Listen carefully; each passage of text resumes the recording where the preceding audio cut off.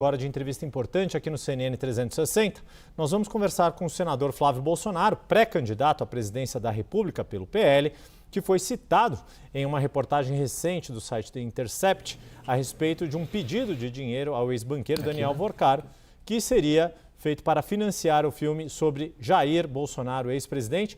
Senador, o senhor já está na tela conosco, pergunto se o senhor nos ouve bem, se podemos começar aqui a nossa entrevista. Estou ouvindo muito bem a todos aí. Boa tarde, Yuri. Boa tarde, Jussara. Boa tarde, Débora. Boa tarde a todos que nos assistem. Perfeito. Senador, como o senhor disse, Débora Bergamasco e Jussara Soares participam da entrevista, assim como Pedro Venceslau. Quero começar essa entrevista com 3 questões bem objetivas a respeito de tudo que já veio à tona até agora em relação a este financiamento de Daniel Vorcaro para o filme do ex-presidente Jair Bolsonaro. O senhor, na primeira nota que o senhor falou, o senhor fez menção a um contrato que não foi honrado pelo ex-banqueiro Daniel Vorcaro. Pergunto ao senhor, qual era o valor integral deste contrato, quanto deste valor realmente foi pago e quanto deixou de ser honrado, qual é o objeto deste contrato e se na avaliação do senhor não é o caso, se o senhor está disposto a tornar este contrato público para que os seus eleitores, para que a sociedade saiba do que se trata esta relação, ainda que seja feita, como o senhor disse, com dinheiro privado. Bom, Yuri, eu estou 100% disposto a isso. Agora, é um contrato nos Estados Unidos, que ele é gerido por um fundo privado, que tem as regras de compliance, e eu não sei se eles têm esse mesmo entendimento que eu, mas eu acho muito importante, foi isso que eu pedi agora para a equipe que está nos Estados Unidos, para que houvesse uma prestação de contas por parte da produtora, que é quem executava esse contrato. O que eu sei dessa relação jurídica é que havia um orçamento de 24 milhões de dólares, o que foi depositado efetivamente foi algo um pouquinho acima de 12 milhões de dólares, e uma outra quantia, que eu não sei precisar qual o valor, foi investida por outros investidores privados. Só para deixar bem claro, Yuri, não tem absolutamente nada de errado com essa produção cultural. É um filme onde um filho, ou os filhos, foram prospectar investidores, pessoas que tinham condições de financiar isso, para fazer um filme privado sobre a história do seu próprio pai. A gente não foi pegar dinheiro com Lei Rouanet, a gente não foi pegar dinheiro na Embratur e na Prefeitura de Niterói, como fez o atual presidente da República, ou o seu grupo, para viabilizar um desfile de uma escola de samba, que foi uma propaganda antecipada com dinheiro público lá na Sapucaí. A gente não está falando de filmes que tem qualquer participação. Esses filmes têm participação de dinheiro público, o nosso não tem absolutamente nada. É 100% dinheiro privado e houve essa relação jurídica num momento, isso é muito importante falar, sempre frisar, em dezembro de 24, quando houve essa colocação positiva para que ele fizesse o investimento ou buscasse esse investimento em alguns do seu conglomerado de empresas, o Daniel Vorcaro era uma pessoa que era um astro no Brasil, circulava bem entre autoridades de Brasília, era cortejado por bancos, quer dizer, não tinha absolutamente problema nenhum. Portanto, foi, naquele momento, a pessoa que foi a grande investidora desse filme com dinheiro privado, mais uma vez, absolutamente nada de errado. Tá, mas só para ficar claro, o senhor sabe qual era o valor integral que Daniel Vorcaro colocaria neste filme e quanto que, de fato, foi colocado do bolso dele para este filme? Não, foi o que eu falei, o orçamento previsto era de 24 bilhões de dólares, não houve captação disso tudo, o que foi investido por ele neste fundo privado também, tudo 100% privado, foi uma quantia um pouquinho superior a 12 milhões e alguma coisa de dólares. Débora. Senador, boa tarde, obrigada por estar aqui conosco no 360, seja bem-vindo. O senhor está frisando muito se tratar de uma transação privada entre um fundo privado, um empresário, um banqueiro privado e o financiamento de um filme, enfim, sem dinheiro público. Apesar de que tem a questão lá da emenda do Mário Frias, mas depois a gente fala.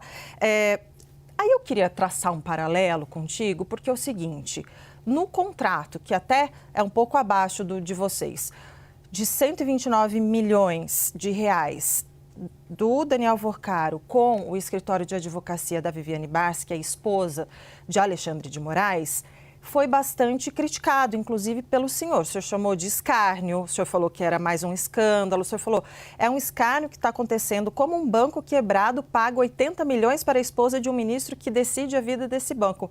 Na verdade, o ministro Alexandre de Moraes, ele não tomou nenhuma decisão, né? Não proferiu nenhuma decisão, não participou de julgamento em relação ao caso Master. E aí eu queria que o senhor fizesse um paralelo, então, né?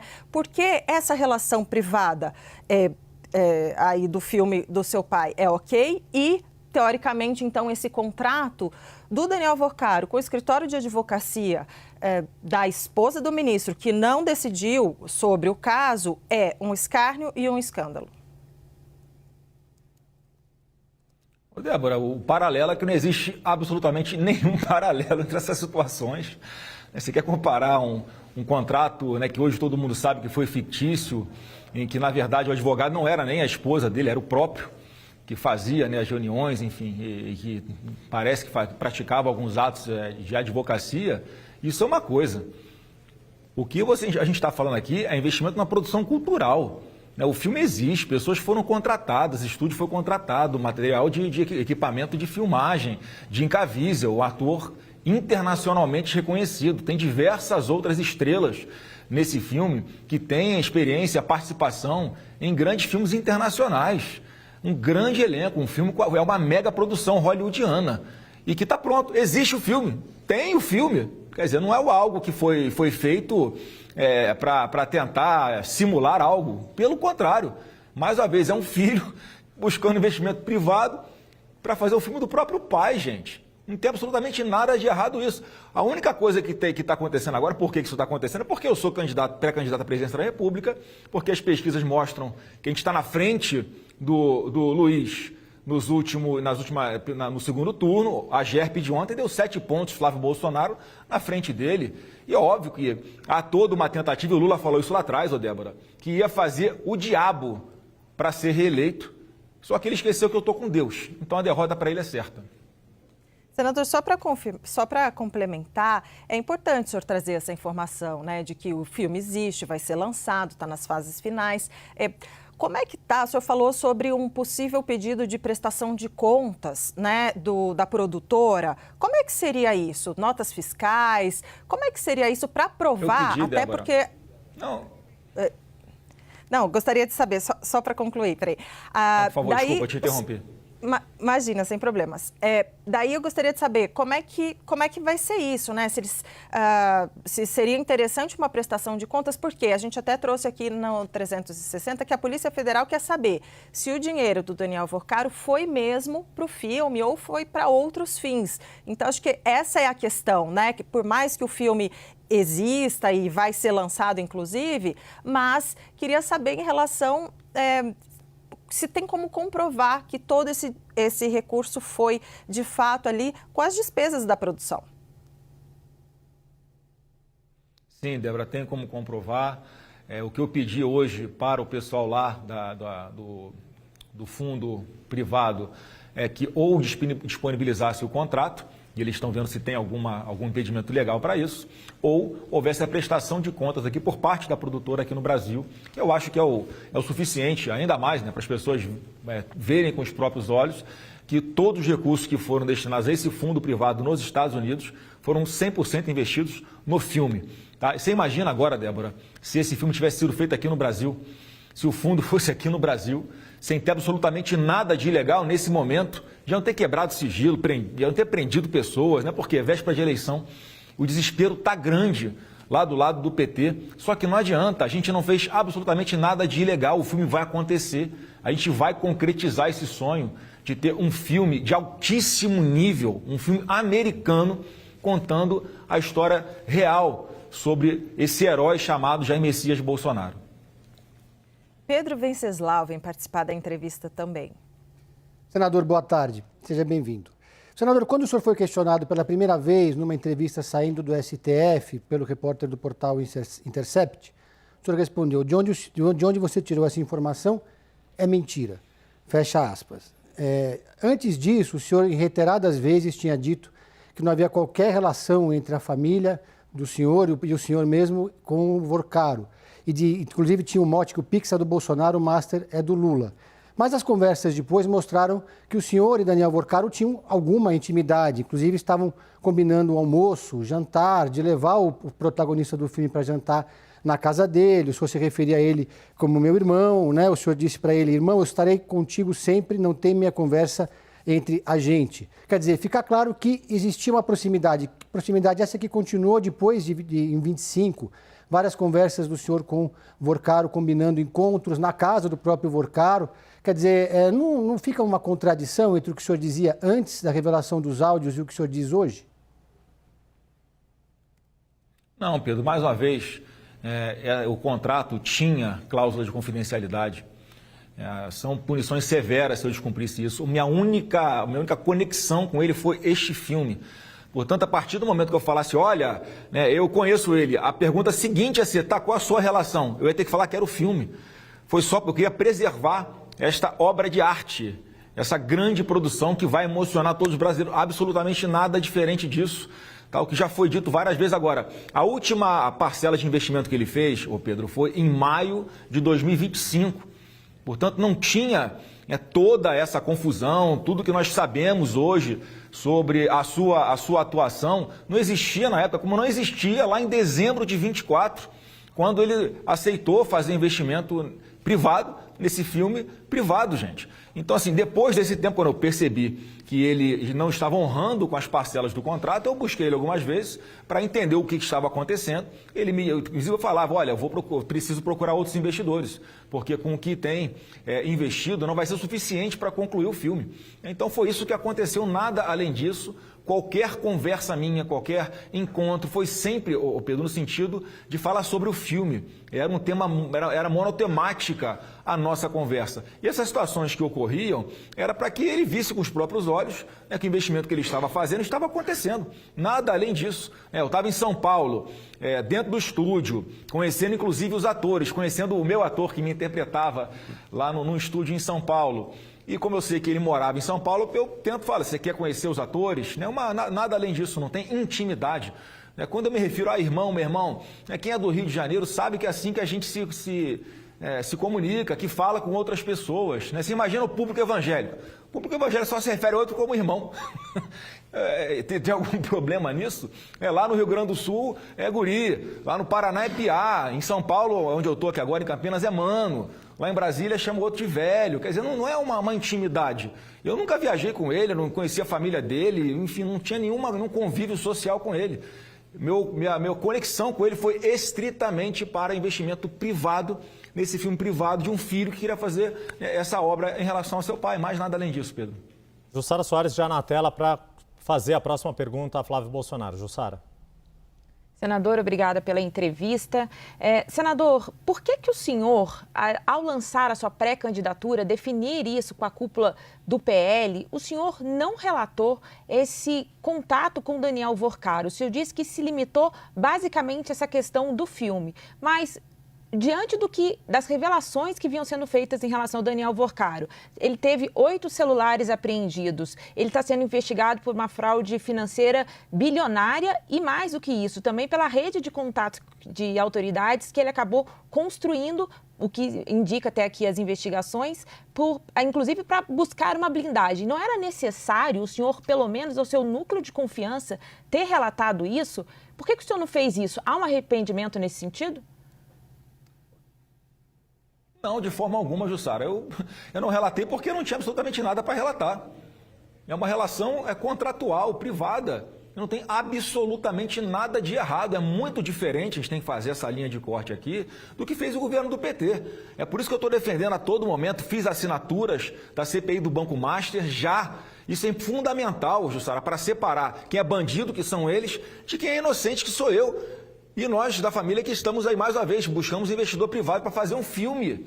Não tem absolutamente nada de errado nisso. Não dá para querer misturar essas coisas, porque do lado de lá, vamos lá, você tem o Guido Mantega, que foi contratado por R$1 milhão para abrir portas no governo Lula, quer dizer, para o governo Lula fazer algo em troca para ele. Você tem o Lewandowski, que era ministro da Justiça, era contratado do Banco Master, depois que ele assume o ministério, ele suspende o contrato dele, passa para o filho, E agora não sei se ele voltou, se o filho dele continua com um contrato.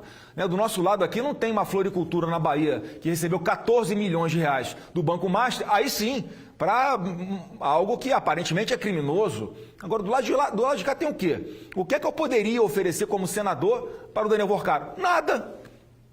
Dezembro de 24, Bolsonaro não era presidente, eu não tenho nenhuma atuação em lugar nenhum com relação a Daniel Worcaro, seja no Senado, seja no governo, seja nada, imagina, eu sou da oposição. O Daniel Worcaro me procuraria para eu ajudá-lo com alguma coisa em governo, em Banco Central, presidente indicado pelo Lula. Quer dizer, eles é que tem que explicar. Eu estou aqui botando a cara de peito aberto porque eu sei a verdade que está do meu lado, porque eu sei que eu estou do lado certo, porque não tem nada de ilegal.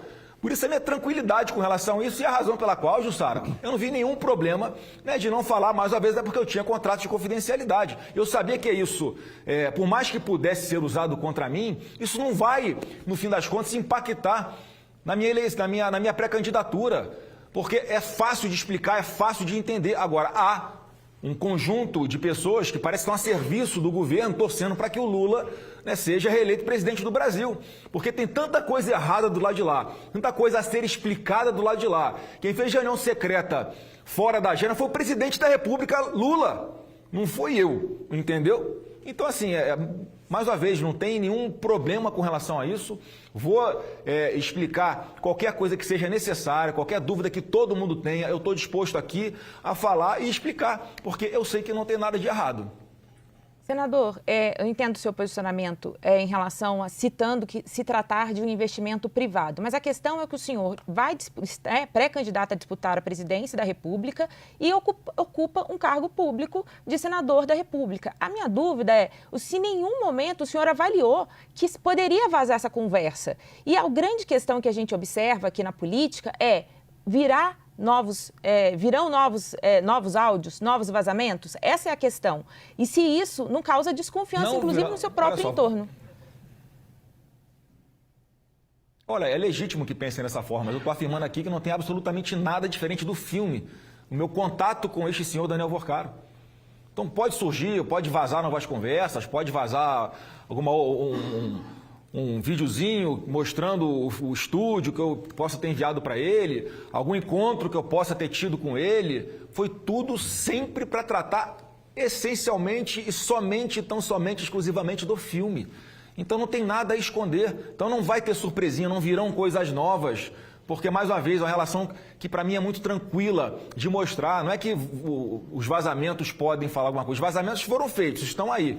O que acharam de irregular? Nada.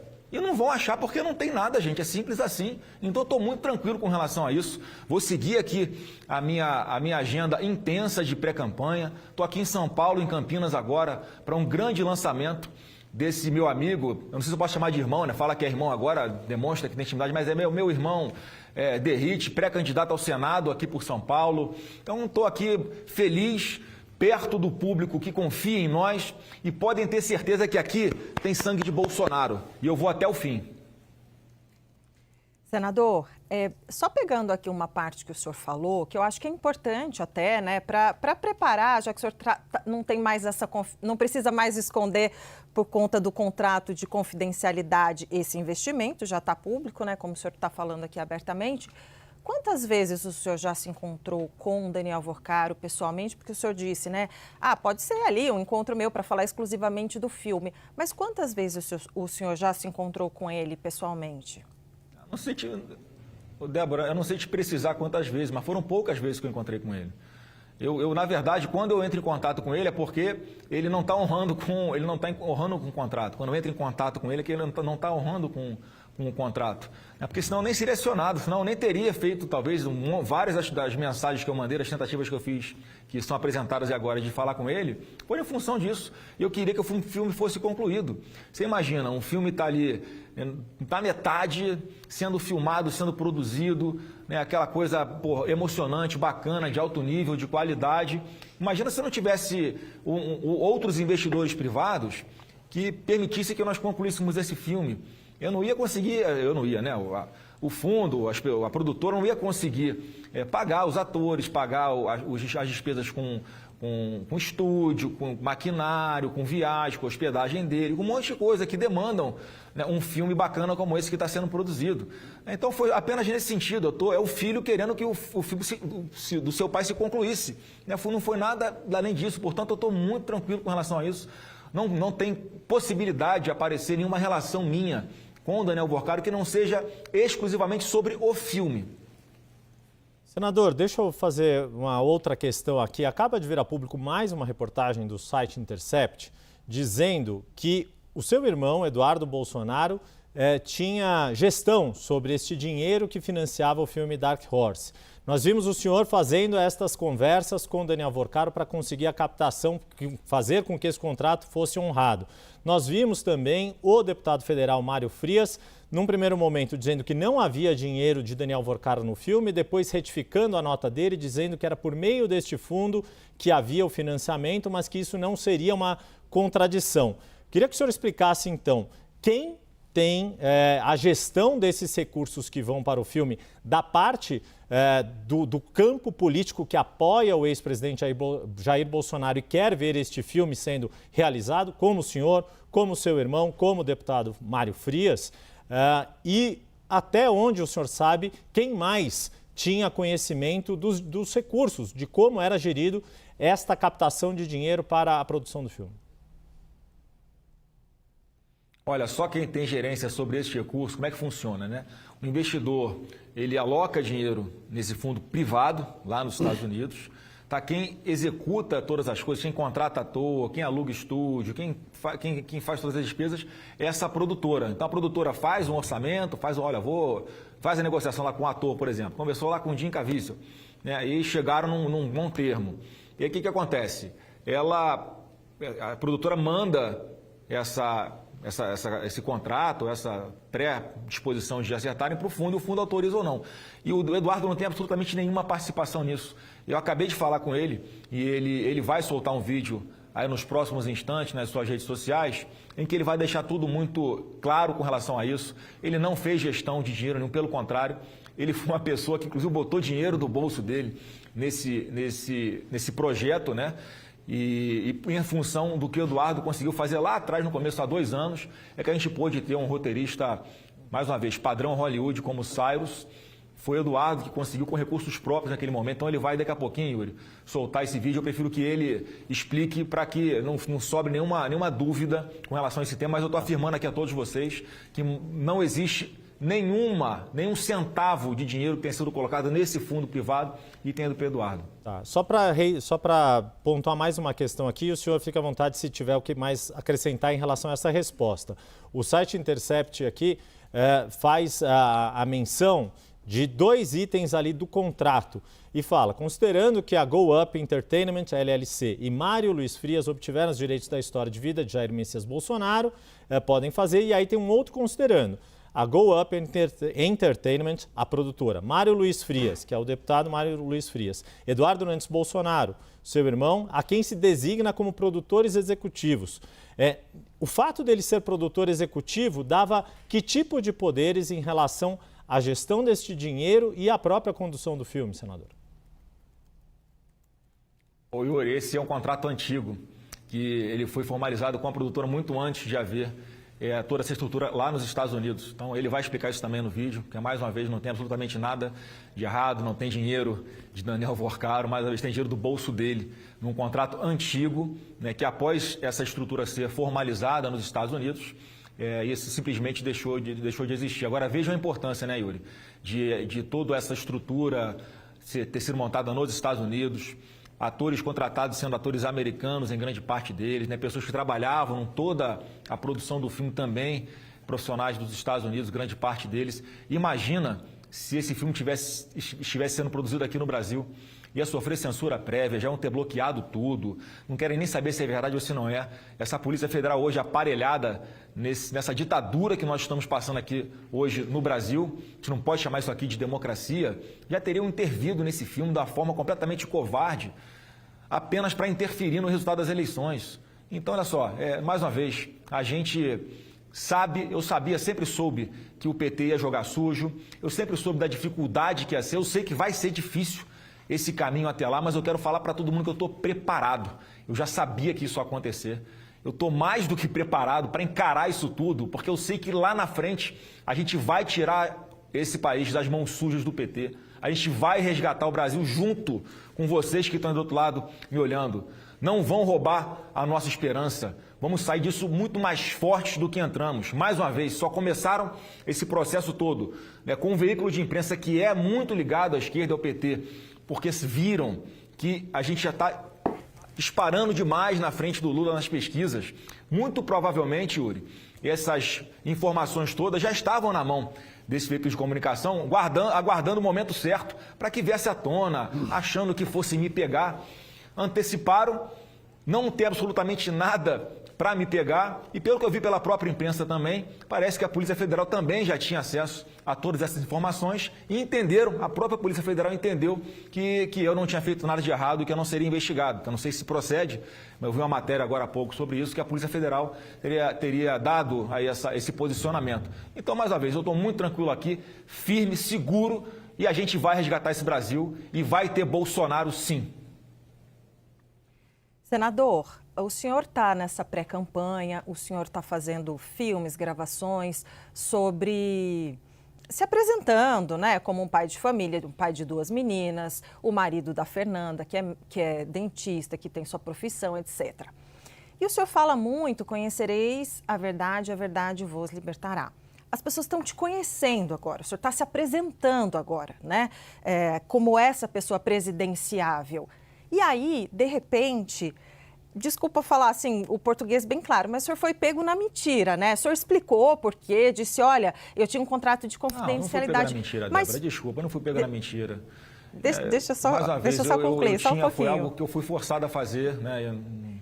Não, eu sei, mas assim, eu entendo, o senhor apresentou o seu argumento, né, do porquê, da questão de confidencialidade, mas a minha pergunta não é especificamente sobre isso. A minha pergunta é, como é que o eleitor vai poder acreditar 100% no senhor, no que o senhor diz, porque, de repente, o senhor diz uma coisa, não, mas eu fui obrigado a dizer outra coisa por X, Y, Z.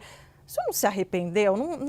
Não seria melhor ter um compromisso 100% de verdade, independentemente do que acontecesse, o senhor ter esse compromisso da verdade com o seu público? Olha, Débora, se alguém não compreendeu a razão da minha obrigação de me comportar daquele jeito, eu peço desculpas. Porque eu estou nesse processo, eu sabia que tudo isso ia acontecer, não isso que veio à tona porque não tem nada de ilegal, que essa perseguição aconteceria. Eu sabia que eles iam jogar sujo. Nós sabemos o método do PT, o método da esquerda é da facada no adversário que está na frente nas pesquisas. Eu estou fazendo campanha com colete à prova de bala, com colete à prova de facada, com a segurança redobrada. Eu sei que eu vou incomodar muita gente ainda. A gente vai transformar a CV e PCC em organizações terroristas. Esses caras não brincam, né? E eu estou disposto a colocar minha própria vida em risco, porque eu sei qual é o caminho que o Brasil tem que seguir. Eu estou há 24 anos na vida pública, eu sou advogado, 4 mandatos de deputado, 8 anos como senador, 4 anos acompanhando o presidente Bolsonaro aqui nas tomadas de decisões mais importantes desse país. Alguém que conhece como funciona Brasília, alguém que está mais do que preparado para enfrentar isso tudo, que não vai ser um trabalho fácil. Mas eu estou disposto, porque eu sei que o Brasil precisa desse caminho da prosperidade, o Brasil precisa de endurecimento da legislação penal, o Brasil precisa de redução da maioridade penal, o brasileiro trabalhador não aguenta mais pagar tantos impostos altos, Débora. A gente precisa fazer alguma coisa, porque o país não aguenta mais 4 anos de PT. A gente vai tirar o Brasil dessa areia movediça que o PT enfiou a gente de corrupção e de incompetência. Eu não aceito mais isso, eu saí da minha zona de conforto. Eu tinha uma reeleição ao Senado bem encaminhada no Rio de Janeiro. Abrir mão disso para ir para esse projeto, uma missão que o próprio presidente Bolsonaro é que me escalou para isso. Era para ele estar sentado aqui, entendeu? Então, assim, mais uma vez, eu estou aqui mais do que preparado, de peito aberto, de coração, olhando no olho de todo mundo, sempre sendo transparente, porque não dá mais. O Lula estava ontem prometendo picanha de novo no discurso dele, pelo amor de Deus. Um governo que endividou mais de 80 milhões de brasileiros. Essa taxa de juros altíssima por causa da incompetência desse governo. É isso que está fazendo o brasileiro ficar endividado. 500 bilhões de dívida que os brasileiros somam hoje. E aí vem o governo com o segundo desenrola em 3 anos. 4,5 bilhões para oferecer para as pessoas que quitarem suas dívidas. Não vai tirar ninguém da situação de endividamento. O que vai tirar as pessoas da situação de endividamento é um desenrolar sério e a atração de investidores para o Brasil e dentro do Brasil, para que possam ampliar aqui os seus empreendimentos, gerar novas vagas de emprego e pagar melhor essas pessoas para que elas saiam dessa situação, né, de dívida. Então, o governo que já deu o que tinha que dar, não fez em 3 mandatos, não vai fazer no 4º. Pedro? O senhor disse que o filme não teve nenhum centavo de verba pública, mas o ministro Flávio Dino abriu uma apuração preliminar sobre emendas de deputados do PL e de ONGs ligadas à produtora do filme para o Dark Horse. Teve dinheiro de emenda parlamentar para o filme? Como é que o senhor avalia essa decisão do ministro Flávio Dino?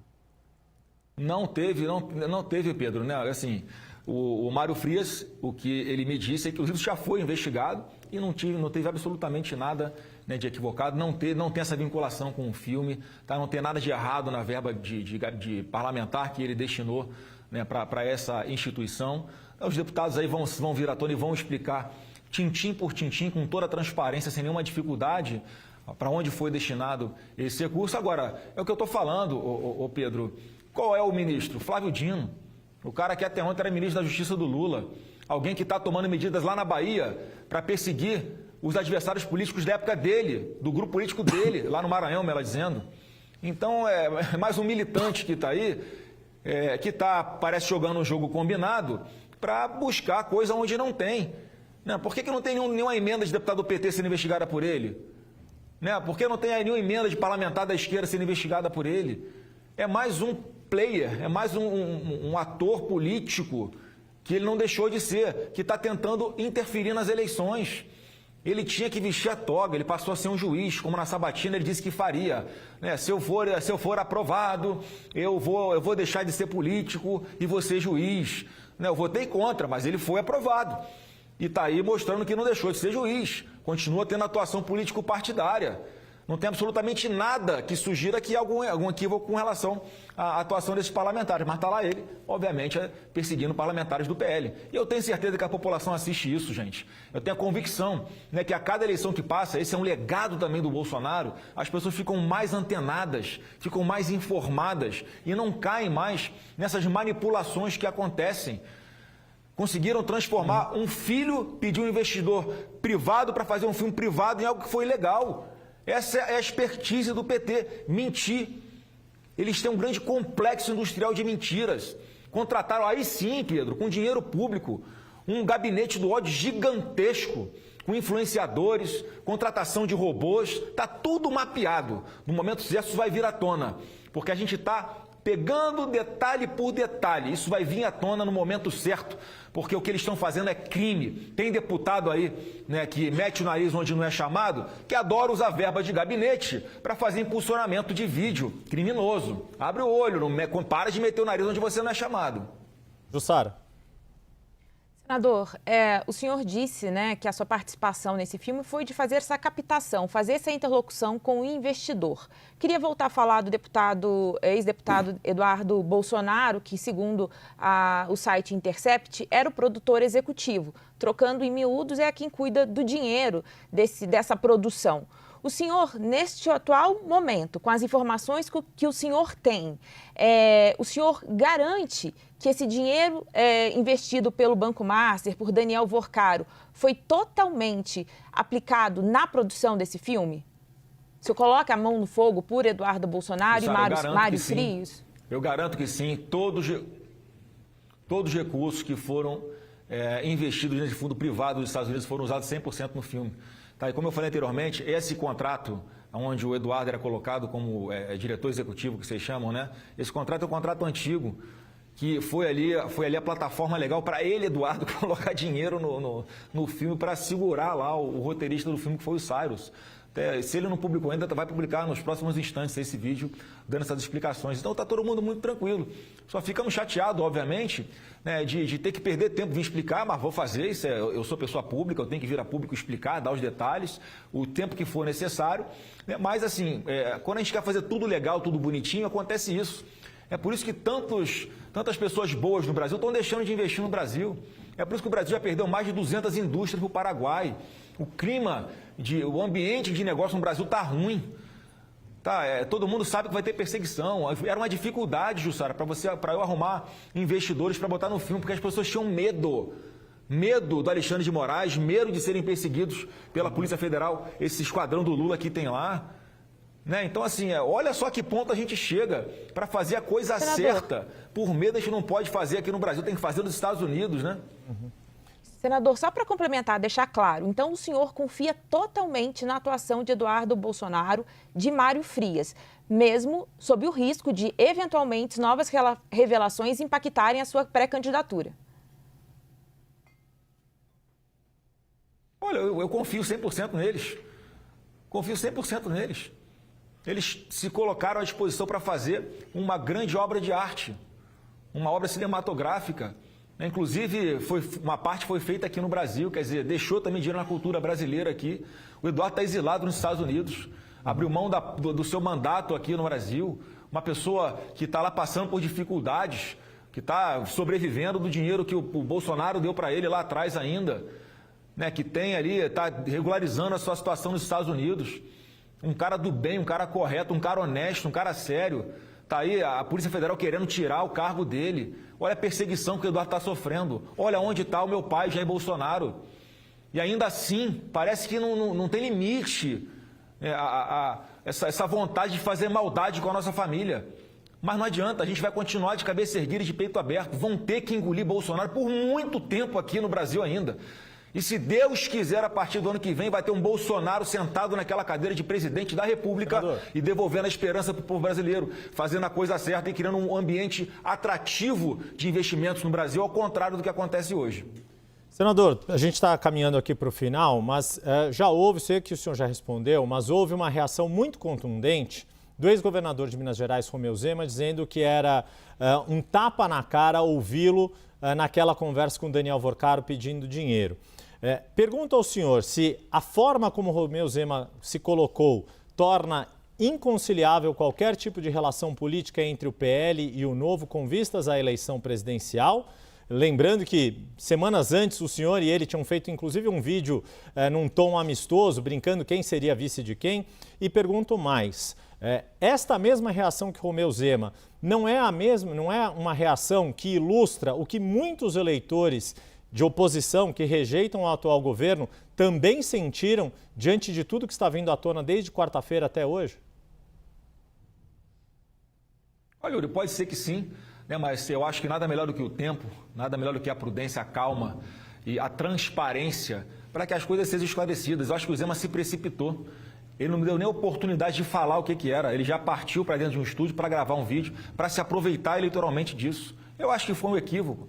Eu falo aqui ao vivo para vocês, eu liguei para o Zema ontem. Eu tentei falar com ele, mandei uma mensagem que eu queria conversar com ele, porque não é justo o que ele fez comigo. O Zema se equivocou. Eu tenho certeza que ele pode estar arrependido nesse momento, após as explicações que eu estou dando, ele vendo que é uma coisa completamente privada. Ele que também é um empresário lá em Minas Gerais, alguém que pode também ser perseguido nas suas empresas privadas simplesmente por tentar se colocar como empecilho para o projeto de poder do PT, como eu também sou. Então, assim, mais uma vez, eu quero aqui de público falar, Zema, você se antecipou, você se precipitou, eu espero que você tenha se arrependido, de verdade, porque a gente tem um Brasil aqui para resgatar. Como nós conversamos essa vez em que gravamos esse vídeo, por sugestão minha, né, para mostrar, né, que nós tínhamos ali essa identificação de ideais, de propósitos. Você não podia ter feito dessa forma. A gente tem uma grande responsabilidade de não deixar o país continuar nas mãos do PT. É isso que eu vou continuar fazendo. Se o Zema quiser voltar a me ajudar nessa missão, vai ser muito bem-vindo. E ele está colocado como pré-candidato à presidência da República. É um direito dele. Eu estou colocado como pré-candidato à presidência da República pelo meu partido. E como eu sempre disse, lá na frente é que a gente vai ver. Mas é óbvio que em função do que aconteceu, se ficar do jeito que está, isso fica inviável, de ter uma chapa de Flávio de presidente e Zema de vice. Nós conversamos com o senador Flávio Bolsonaro, que é pré-candidato à presidência da República pelo PL, a respeito desses diálogos que vieram à tona neste momento com o Daniel Vorcaro e as explicações a respeito deste financiamento do filme sobre o ex-presidente Jair Bolsonaro. Senador, muito obrigado mais uma vez por estar conosco aqui na CNN e até a próxima. Eu que agradeço o espaço aí. Tchau, tchau. Até a próxima. Fiquem com Deus. Bom, vamos em frente então aqui com a entrevista. Seguimos aqui ao vivo, senador da República e coordenador da pré-campanha de Flávio Bolsonaro, Isabel Mega. Senador, bem-vindo aqui à CNN mais uma vez. Senador, o pré-candidato à presidência da República, Flávio Bolsonaro, fez uma menção ontem em entrevista à Globo News a cláusulas de confidencialidade no contrato que foi firmado para a execução e produção do filme que homenageia o ex-presidente Jair Bolsonaro. Por que vocês não mostram este contrato, senador? Não seria uma forma de tentar driblar essa crise?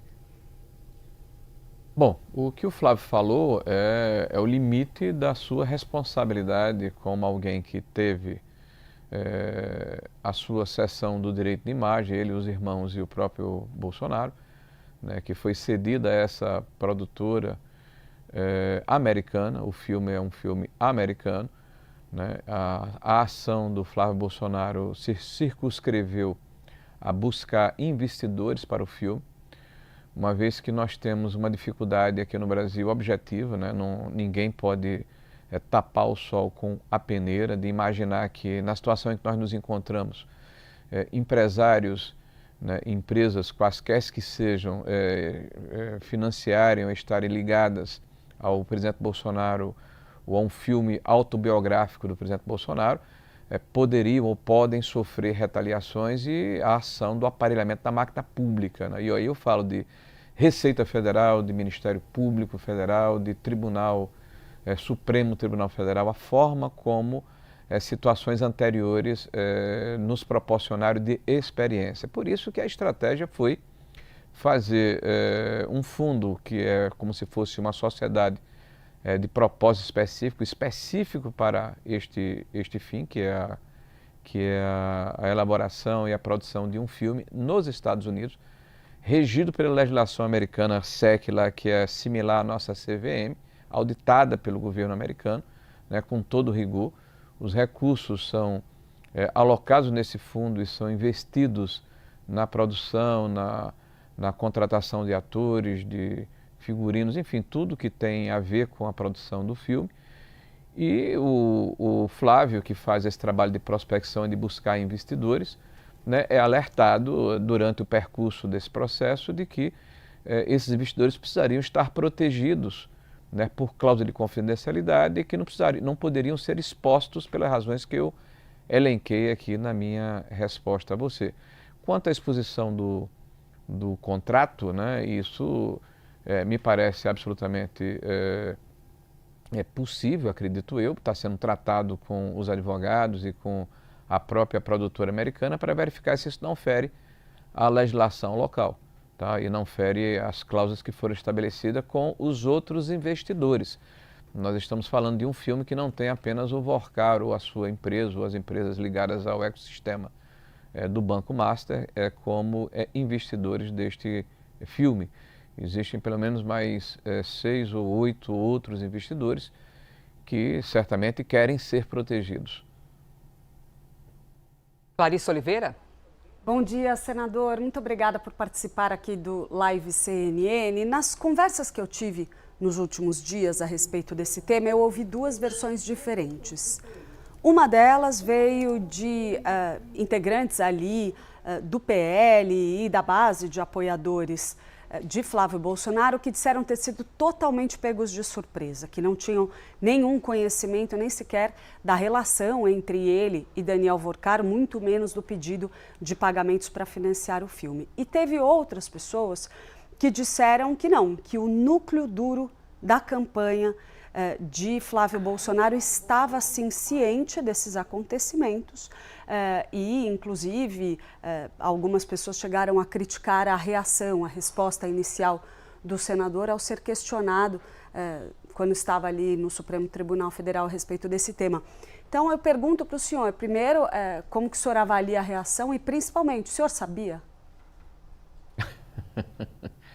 Não sabia, né? Porque esse era um tema, como coloquei na resposta anterior, que estava impactado por uma cláusula de confidencialidade. Se tratava de um filme, ou se trata de um filme, que pretende colocar para a população brasileira a história de quem é Bolsonaro, da maneira como ele se projetou na política, o que aconteceu a partir, né, da tentativa de assassinato, a sua eleição, a maneira como ele enfrentou o establishment, né? Então, era uma questão muito particular, né, da família do Bolsonaro, e havia direitos que foram cedidos, cláusulas que foram estabelecidas, contratos que foram tratados. E é bom colocar aqui, Clarissa, para contextualizar a nossa resposta, que esse cidadão que foi procurado para ser investidor do filme investiu para e passo nos filmes do Lula e no filme do Temer.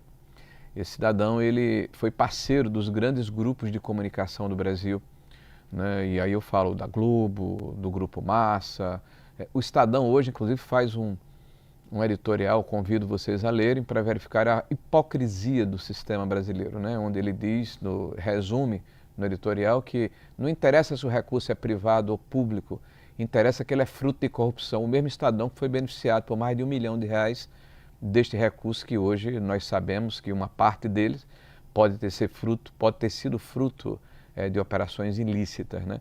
Então nós estamos lidando com sepulcros caiados, né? Senador, só para acrescentar em cima da fala do senhor... E petrofatos por dentro. São pessoas que hoje gritam que as coisas estão erradas, mas todos participaram do processo, porque naquela época, em 2024, o Vorcaro era um banqueiro que participava de todos os círculos do poder no Brasil. Senador, STF, só para acrescentar na fala Executivo, do senhor, Legislativo, grandes bancos. Então, era impossível que nós imaginássemos que ele seria o que é hoje, ou que estaria na situação que está.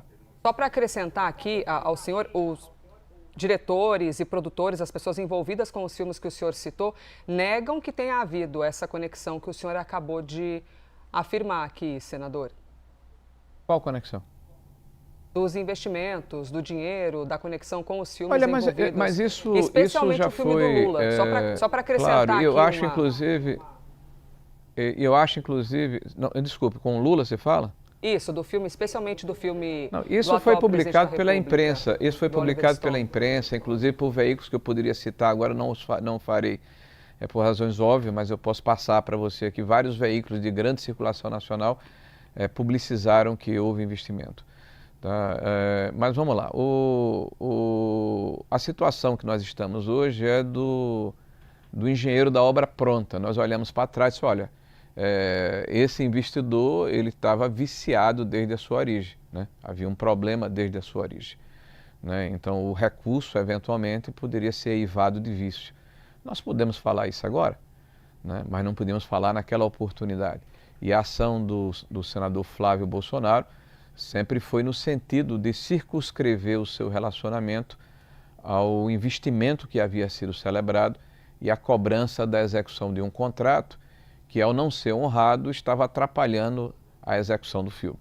Tá? Então, até o que foi vazado de maneira criminosa, aliás, é uma questão que é necessário se jogar luz a respeito, há uma seletividade no vazamento de informações. Nós temos notícia que há quase 7 teras de informação, 8 celulares, milhares de fotos, áudios e vídeos, e coincidentemente é vazado um áudio específico sobre o Flávio Bolsonaro. Por isso, inclusive, que procurei ontem o ministro relator do processo, o senhor André Mendonça, e pedi que ele observasse essa situação, porque nós queremos que haja esclarecimento, que haja investigação, mas não seletividade e direcionamento, porque isso é publicizado, né, por um site, por uma revista, por um veículo que notadamente e sabidamente é de esquerda, e outras situações que certamente virão à luz do dia não saíram com a mesma velocidade ou com a mesma intensidade, né? Mas, é uma senador, seletividade desse processo. O senhor sugere aí que não havia conhecimento sobre os problemas desse investidor, que era Daniel Vorcaro, mas a cobrança de milhões e milhões de reais por parte do seu candidato foi feita um dia antes dele ser preso. A gente já estava acompanhando uma crise enorme envolvendo o Banco Master, uma operação extremamente duvidosa que despertou desconfiança de vários agentes públicos. Já havia circulação de informações na imprensa a respeito desse assunto, e o senhor disse que o senhor não sabia disso, não sabia de nada do vínculo de Flávio Bolsonaro com Daniel Vorcaro. Como é que o senhor enxerga a missão de administrar uma campanha presidencial de um senador da República que omite uma relação que ele próprio descreve como de irmãos com uma figura que está no centro de uma polêmica como essa, que já era alvo de enormes denúncias agora nas últimas semanas. E o senhor diz que só tomou conhecimento desse vínculo na matéria do Intercept?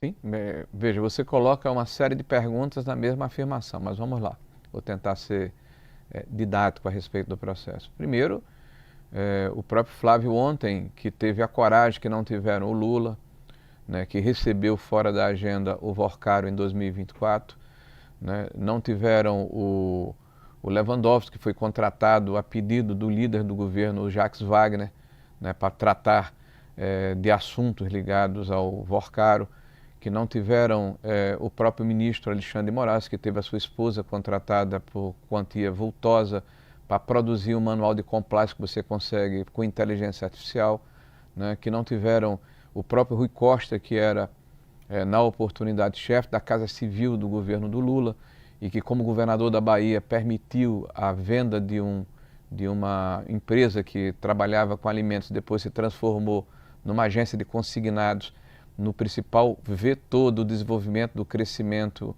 econômico do Banco Master.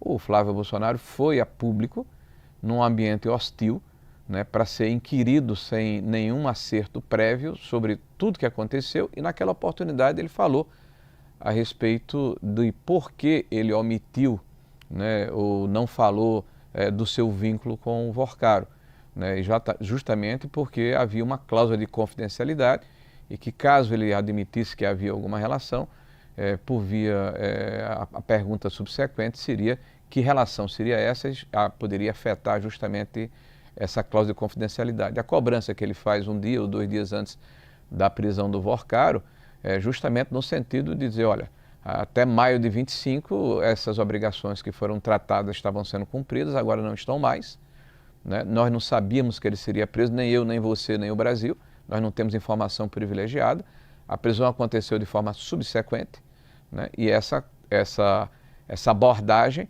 para quem já havia contribuído com uma quantia vultosa, era, você vai continuar pagando ou nós iremos buscar outros investidores. A forma como o Flávio se dirige é uma forma que tem muito a ver com a forma como ele trata todos nós. Ele é uma pessoa extremamente cortês, é uma pessoa que veio de uma determinada região do país e que tem, é evidente, a tipicidade, a forma como ele trata as pessoas. Isso não significa que haja nenhuma situação de maior proximidade que não a circunscrita ao filme em questão. Tanto é que ele já disse ontem que toda a sua relação com o Vorcaro e os instrumentos que foram vazados mostram também, são especificamente sobre o filme e sobre o financiamento que havia sido contratado. Senador, de um investidor que não é o mecenas, que buscava inclusive lucro, né, uma participação que iria redundar em 20% de lucro sobre o total investido. Senador, falando então sobre o filme, os efeitos na campanha, o senhor é coordenador dessa pré-campanha, é uma missão bastante sensível, ainda mais que caiu no colo do senhor essa tempestade que é essa relação em relação foi redundante, mas essa relação da conexão com o Vorcaro. O senhor acha que seria o caso, não sei, de uma grande medida, devolver então o dinheiro?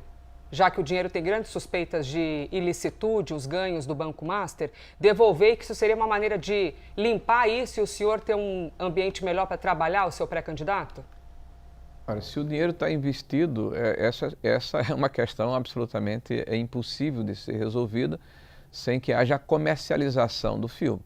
Eu não tenho dúvida que após a comercialização do filme e a realização, né, da ação empresarial, ao término do processo judicial, se verificar que a origem do dinheiro ou a parte dos recursos, né, tem origem ilícita, todo esse recurso vai ser devolvido, é evidente, isso vai acontecer.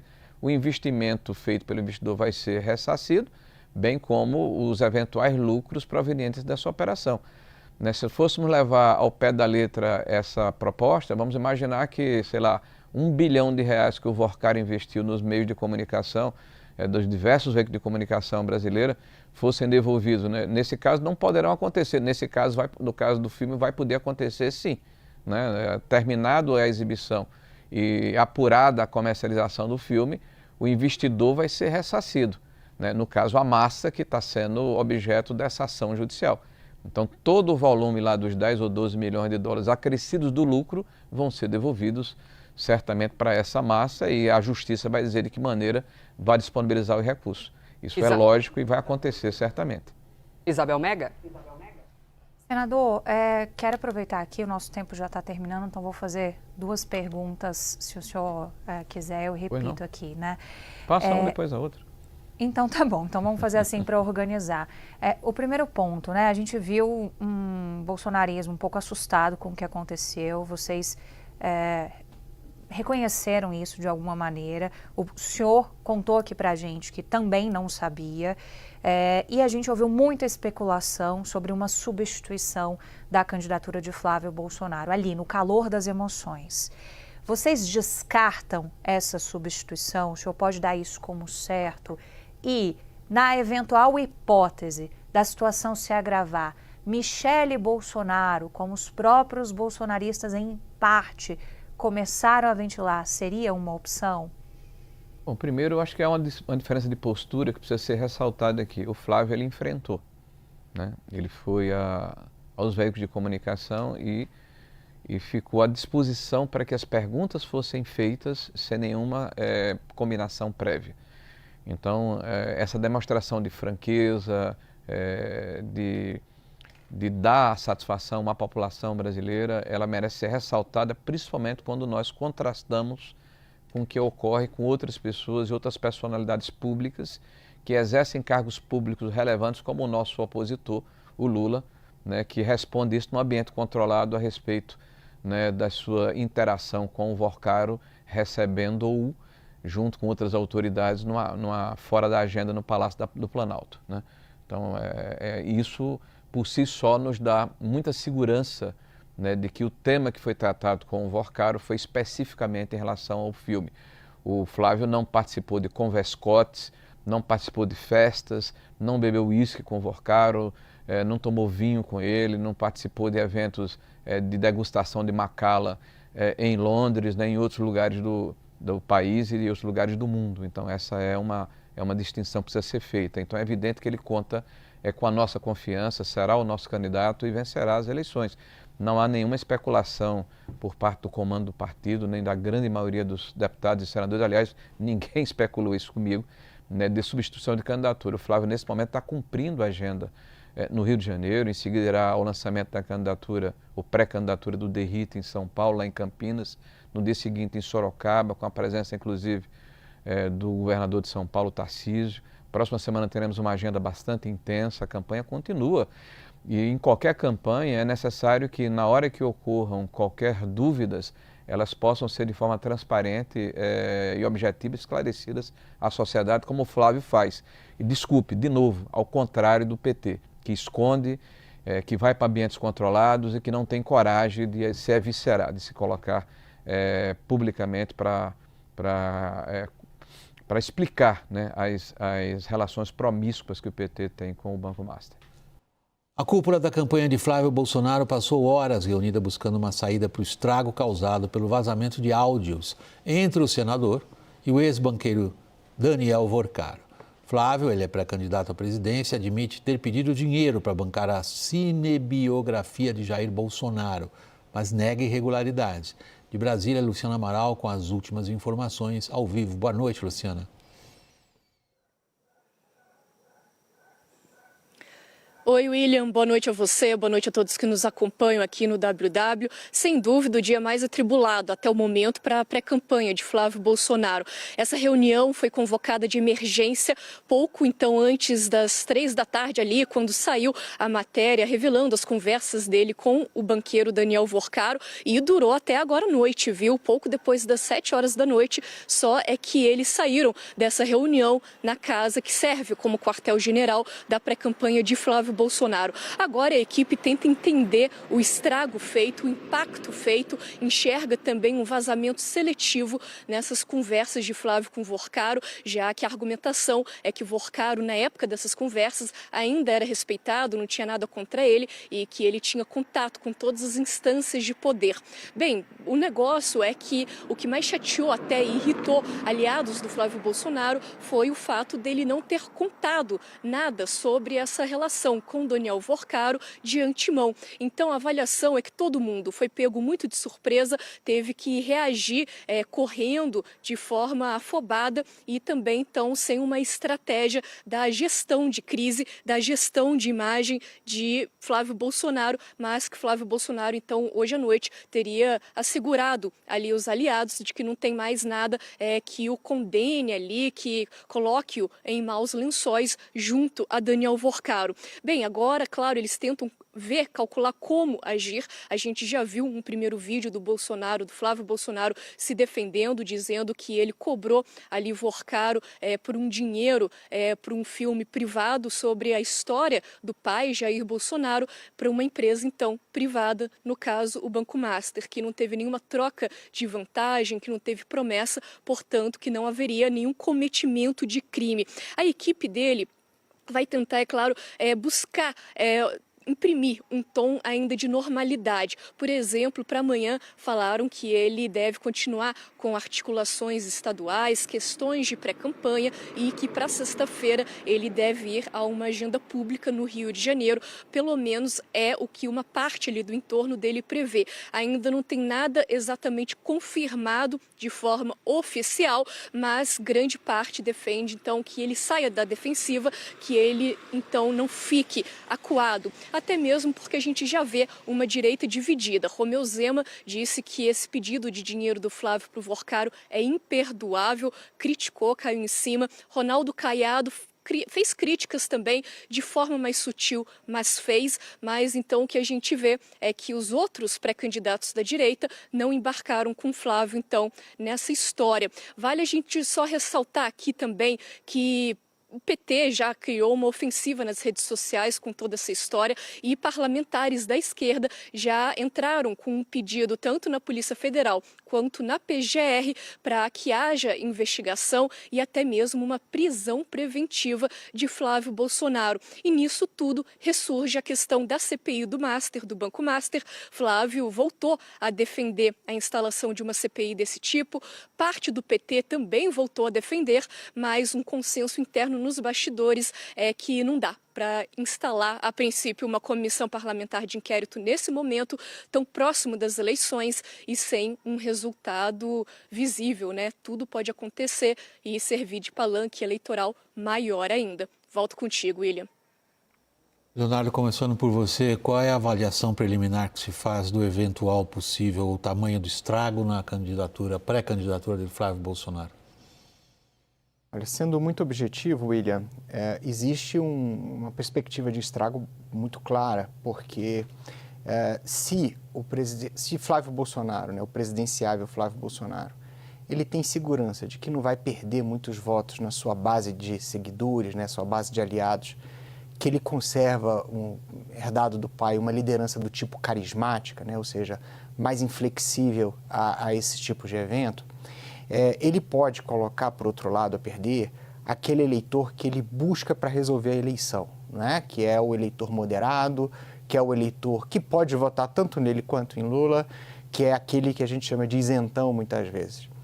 E esse eleitor, ele é afastado, né? E aí há uma coincidência muito difícil para ele, porque na pesquisa divulgada hoje da Quest, o Lula movimentou positivamente exatamente nesse público de isentões. E aí o que acontece se isso vier realmente a ser confirmado? O Flávio Bolsonaro pode cristalizar um teto alto, mas que seja insuficiente para vencer a eleição. E isso ficar claro, né? E, por exemplo, acho que todo mundo pode lembrar, muitas vezes, eleições que Paulo Maluf disputava, né, em São Paulo. Ele concorria, mas ele passava em primeiro lugar, muitas vezes, no primeiro turno, mas ele tinha um teto baixo, no segundo turno ele seria derrotado. Então essa perspectiva, eu acho que é a perspectiva que mais ameaça, né, do ponto de vista eleitoral, a ideia de viabilidade do Flávio Bolsonaro no momento em que ele está, né, como a própria reportagem colocou, buscando aliados, buscando palanques, buscando trazer gente para caminhar junto com ele. Todos nós tivemos uma série de conversas, aí, maior parte de conversas off the records, com vários operadores políticos. Eu acho que nesse momento vamos fazer uma avaliação do que a gente ouviu. Como é que está sendo avaliado o estrago na candidatura de Flávio Bolsonaro naquilo que você apurou, Daniel? William, a primeira percepção ali do entorno mais próximo, os aliados que estão mais dedicados à pré-campanha de Flávio Bolsonaro, foi muita surpresa e um sentimento de decepção, de quebra de confiança por uma questão que a Luciana Amaral já nos trouxe aqui há pouco, que é o fato de que Flávio Bolsonaro omitiu, e mais de uma vez, me relataram diversas vezes, os contatos, diálogos, conexões com Daniel Vorcaro. É óbvio que Daniel Vorcaro, em novembro, a troca de mensagens é do dia 15 de novembro, já era, nessa data, um sujeito tido como radioativo no mundo político. E isso foi objeto de atenção na pré-campanha para saber se havia alguma conexão, inclusive por uma espécie de blindagem, de tentar criar uma vacina, de domar a narrativa ali se surgisse algum áudio, algum contato, alguma conexão, algum documento, como foi o caso justamente hoje. E aí o que me colocaram foi o seguinte, olha, você tem um risco muito grande em omitir ou mentir para o advogado de defesa, em mentir ou omitir para o médico, né? E foi isso que aconteceu. Você está doente, mente para o médico, você pode enganar o médico aqui, mas você está colocando a sua própria vida em risco. A vida de Flávio Bolsonaro como pré-candidato presidencial, na avaliação dos seus aliados, não está em risco. Não se fala, por enquanto, em uma troca de candidatura. É importante lembrar que Tarcísio de Freitas não pode mais, já passou o prazo de desincompatibilização, mas não se fala em um plano B. Quer dizer, ninguém está tratando seriamente da possibilidade de Michele Bolsonaro, por exemplo, substituir Flávio. Mas existe um reconhecimento de que o impacto é inevitável, não só na quebra de confiança entre as pessoas, mas porque a reação do Flávio foi muito dedicada a convencer o próprio circuito bolsonarista, a própria bolha. E aí é isso um pouco que o Léo comentava. A gente tem um Flávio que tem altíssimas chances ainda de ir para o segundo turno, mas que precisa ir além do seu teto ainda um pouco baixo e fazer essa disputa quase que voto a voto com eleitores que são antipáticos, relativamente antipáticos aos dois lados. Não são nem bolsonaristas, nem lulistas e que estão buscando ali uma opção. Caio. Bom, William, acho que o bolsonarismo hoje foi pego um tiro muito duro, muito forte, muito intenso, um estrago grande, né? Uma interrogação muito grande, sim, sobre a viabilidade dessa candidatura até o fim, porque o Flávio Bolsonaro vai ter que arrastar esse questionamento até o primeiro turno, pelo menos, se ele mantiver a candidatura de fato. Era uma sacudida pelas vias tortas que a candidatura precisava, porque ela vinha com um certo salto alto, com um certo imobilismo, com um certo jogando parado e assistindo ao principal adversário, Lula, se mexendo muito e conseguindo obter resultado dessas movimentações, conforme a pesquisa mostrou hoje. O Lula conseguiu diminuir, por exemplo, a taxa de desaprovação e aprovação. Só que não era a sacudida que a campanha do Flávio precisava por esses motivos, né? O Flávio agora ele tem que se explicar. As explicações até agora elas não são muito satisfatórias porque elas são até certo ponto contraditórias. Se a gente olhar o que o Flávio Bolsonaro diz e que o Mário Frias, que é o produtor executivo do filme, diz, são falas contraditórias, então não está muito claro. Muita gente apontando também o valor desse filme, é um valor que seria muito alto para os padrões de um filme brasileiro, tudo bem, filmado nos Estados Unidos. Então, essa triangulação toda dos recursos que vai lá para os Estados Unidos, entra num fundo, enfim, tudo ainda carece de explicação, pegou a campanha de surpresa. Os aliados, obviamente, já de olho nesse espólio, que não sabe ainda se vai acontecer da candidatura se inviabilizar. A posição está muito firme da campanha. Agora, muita gente dentro do campo político do bolsonarismo querendo, já defendendo uma substituição pela Michelle. Embora a gente saiba que os 3 filhos não falam com a Michelle, o Flávio e a Michelle praticamente não se cumprimentaram ontem na posse do Cássio Nunes Marques no TSE, e o pai, Jair Bolsonaro, é contra a ideia da Michelle candidata. Agora, tem uma travessia para fazer, que não é uma travessia fácil, o Flávio Bolsonaro nas próximas semanas, diante dessa colagem dele. E o áudio é o áudio, não tem em conteste, né? Nem ele está para ele enfrentar, né? Nem ele está negando. Sim. Ele está confirmando, na verdade. E assim, tem uma expectativa, o PT da Bahia também, Jacques Wagner também, o Rui Costa. Pô, o Jacques Wagner e o Rui Costa não são candidatos, o Lula é candidato. Agora, o Jacques Wagner e o Rui não são candidatos. Você tem um candidato pedindo dinheiro para o Daniel Vercard. Vamos pegar esse plano mais geral. Eu queria colocar você também nessa mesma rodada inicial, Thaís, do que você ouviu hoje a respeito do como se estima o estrago na pré-candidatura. Eles têm que superar o fato de uma quebra de confiança, que o Daniel trouxe aqui, de todo mundo ter sido pego de surpresa, né, com essa informação. Ele escondeu isso do próprio chefe de campanha. Ele escondeu, né, e a gente ouviu a expressão, o Flávio Bolsonaro não se vacinou. Acho que o Daniel trouxe aqui exatamente esse termo, né? Diante de todo o escândalo, e a primeira reação do Flávio hoje, quando ele foi questionado pelo repórter do Intercept Brasil, que pegou ele na saída de um evento, foi negar. Isso aí é tudo mentira e tal. E aí depois vem o áudio e o áudio entrega o que ele faz.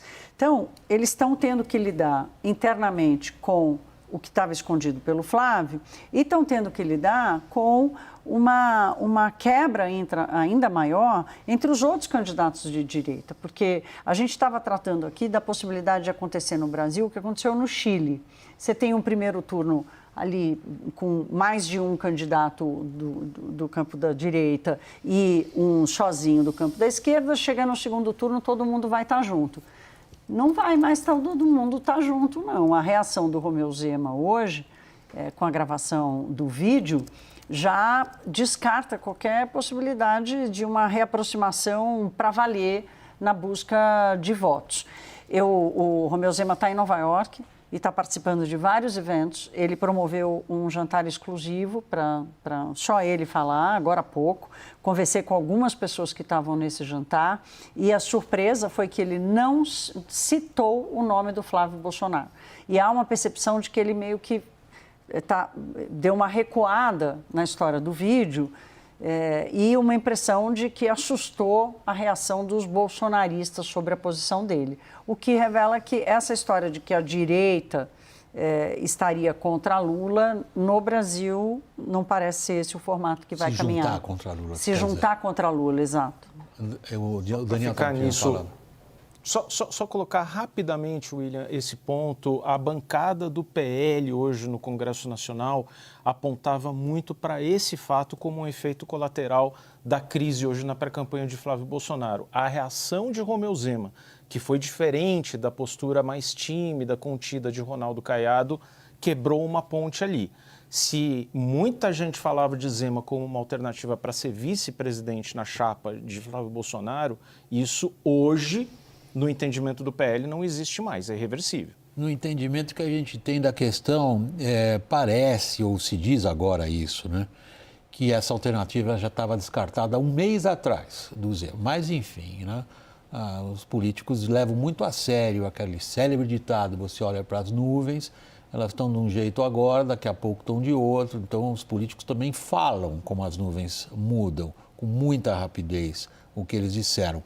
Agora, eu queria ver um ponto contigo, Léo, que é o seguinte, antes da gente entrar no que seriam outras candidaturas, no que isso significa para o quadro eleitoral de forma mais ampla, em que medida que a gente tem aí ou não, estou deixando aberta a questão, uma brecha para outras candidaturas que até aqui a gente talvez não tenha levado muito a sério, mas a minha pergunta é a seguinte, aparentemente, Léo, até aqui o comando da campanha se vê na situação de, olha, nós vamos tomar uma onda pela frente, nós vamos enfrentar uma máquina azeitada, que é a do PT, mas isso passa.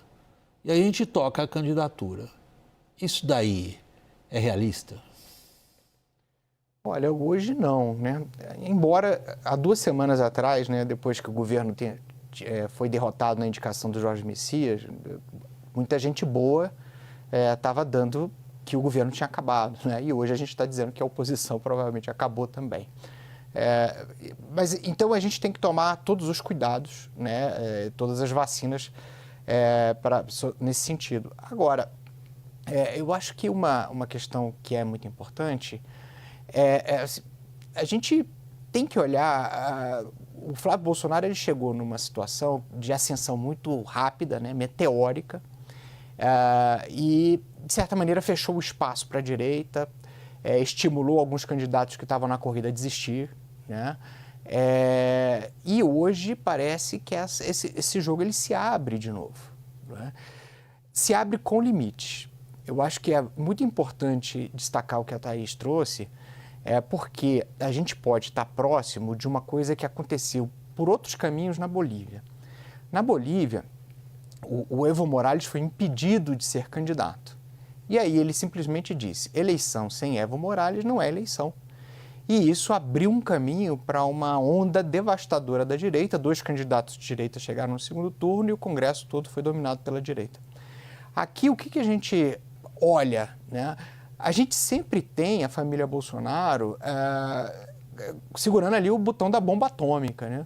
E esse botão da bomba atômica é exatamente fazer a mesma coisa com o Evo Morales. Assim, olha, vai ser o Flávio, ou então não vai ser ninguém, ou a gente não vai emprestar o nosso apoio para ninguém. E isso cria uma condição de muito risco, inclusive para outras candidaturas e outros nomes de direita. Né? Hoje eu acho que o Zema, né, talvez ele tenha se apressado um pouco, mas ele selou que se ele fosse eventualmente para um segundo turno, ele teria dificuldade de conquistar todos os votos bolsonaristas, né? Então, assim, eu acho que hoje a gente quebra um paradigma importante e a questão se vai ser o Flávio ou não é apenas uma das questões. E nesse aspecto assim, do campo maior, né, a gente tem que se perguntar se o verdadeiro anti-Lula, né, já está colocado, se há espaço para a chegada de outras pessoas, né? Não acredito que seja a Michelle, porque se Flávio Bolsonaro sabia desse dinheiro, a Michelle também não sabia, né? Ela seria questionada da mesma forma, né? Acho que vai haver uma pressão interna no PL em algum momento, né? Para que é aquela história, né? Que ninguém ande para um suicídio político junto com o Flávio, se isso se caracterizar mesmo. E acho que ele, sim, está numa condição ruim, que vai mudar muita coisa nesse jogo que a gente está observando hoje. Deixa eu pegar esse ponto, Léo, por último, para encerrar esse segmento contigo, Caio. Flávio ofereceu um contraste, provavelmente muito bem-vindo por parte de Ronaldo Caiado, cuja necessidade de marcar uma personalidade forte estava em boa medida, digamos, ofuscada pelo brilho do nome Bolsonaro. Estou colocando essa condicional, ok? Se o estrago no brilho do nome Bolsonaro assume as proporções que muitos, por exemplo, nesse instante acham que assumirá, se a gente comparar com a reação do Ronaldo Caiado, ele percebeu ali a sua chance, porque a reação dele foi, o estadista sou eu. William, não dá para pensar num campo político da direita e no anti-Lula sem o bolsonarismo, né? O bolsonarismo raiz, vamos supor ali, desses votos do Flávio nas pesquisas, vamos supor 45, vamos supor que metade é o bolsonarista raiz mesmo, fã do pai, fã do governo do pai, por aí vai. Qualquer outra candidatura, seja Zema, e aí está o erro do Zema hoje precipitado, de já ir para cima, dizer que é um tapa na cara, e o Caiado, ele tem experiência política para sacar que, opa, eu não vou atacar, vou pedir esclarecimento para tentar ali não melindrar esse bolsonarismo. Agora, a gente vê o Lula retomando num movimento de uma semana para cá, mas o anti-Lula, seja ele quem for, desses 3 ou desses 4, é uma força muito forte, um fenômeno político também muito intenso, se há Lula, há o anti-Lula. O anti-Lula até hoje era o Flávio. Vai continuar sendo o Flávio? É uma interrogação. Não, o Flávio se inviabilizando, a gente poderia apostar, e a gente está especulando aqui também, né, William? Muito no calor do dia ainda. A gente poderia especular de algum modo num acordo do bolsonarismo com algum candidato da direita tradicional, né, que seria, hoje, o que tem na mesa seria o Ronaldo Caiado. Agora, isso é um campo especulativo muito alto, porque do que a gente sabe da campanha do Flávio, da cúpula e do próprio Flávio, é que eles não vão arredar pé, não vão se abater, vão tocar adiante, vão esperar a delação do Vorcaro bater no PT e bater no Palácio do Planalto, apostar numa tese de é tudo farinha do mesmo saco e apostar nas diferenciações do caso deles. Foi uma relação privada e um pedido de dinheiro para patrocinar o filme do pai. Eles vão apostar nisso agora. Se isso vai parar de pé, é o tempo que vai dizer, e a própria Polícia Federal, que vai avançar nessa investigação também.